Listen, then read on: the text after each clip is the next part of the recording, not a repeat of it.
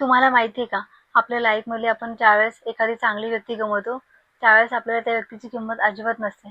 आपल्याला असं वाटतं, चला चालली आहे. ती गेल्याच्या नंतर आपल्याला दुसरी भेटेल, तिसरी भेटेल, पाचवी भेटेल, 10वी भेटेल. आपल्या मागे तर बरेच लाईन लागतील. आपल्याकडे बरेच असे ऑप्शन आहेत, तर जाऊ दे त्या व्यक्तीला. आपल्याला असं वाटतं. पण काही वेळेनंतर ना आपल्याला सुद्धा रिअलाईज होतं, आपल्याला अनुभव येतं, की ती व्यक्ती खरंच खूप छान होती आपल्या लाईफमधून.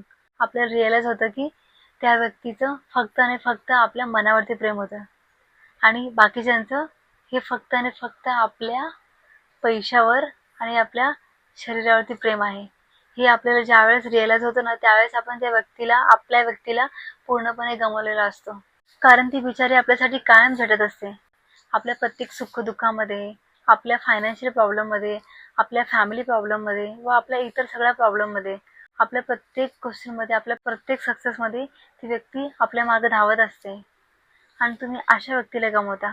तुमच्याकडे असेल अशी व्यक्ती, तर तिला जपून ठेवा आणि तिची किंमत करा आणि तिला हा व्हिडिओ शेअर करा. आणि जर तुम्ही त्या व्यक्तीला गमावलं असेल तर कॉंग्रॅच्युलेशन्स. कारण की अशी व्यक्ती मिळणं हे अशक्य आहे.